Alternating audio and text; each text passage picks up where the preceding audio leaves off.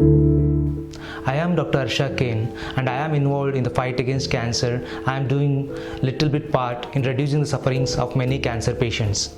I am presently associated with Cancer Centers of America in Nashik as consultant head and neck oncosurgeon.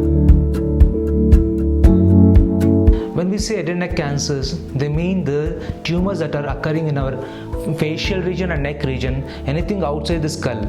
So that means the most common cancer is the oral cancers, followed by pharyngeal and laryngeal cancers. Pharynx can be divided into hypopharynx, oropharynx and laryngopharynx, and there is laryngeal cancers. The other common cancers in head and neck areas are thyroid cancers, salivary cancers, salivary gland cancers.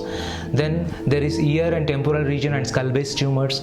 There can be rare mesenchymal tumors, except for the tumors that are inside the skull, that is brain tumors, which are usually seen by a neurosurgical specialist. All other tumors in the head and neck region are seen by head and neck surgeons. What do you mean by head and neck cancers? Head and neck cancers means the tumors that are occurring in the head and neck region. The head means mainly it is the facial region. They comprise mainly the oral cancers, followed by pharyngeal cancers and laryngeal cancers. Pharyngeal cancers are divided into three parts: nasopharynx, oropharynx and hypopharynx.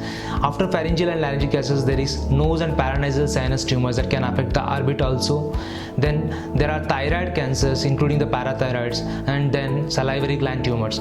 There are rare tumors that affects in the ear and temporal region, skull base tumors, and some other rare mesenchymal tumors that occur in the face and neck regions are also comes in head and neck oncology. But the only neurological tumors that are inside the brain and spinal cord are dealt by neurosurgeons. All other tumors that are in the head and neck region are usually seen by a head and neck oncosurgeon.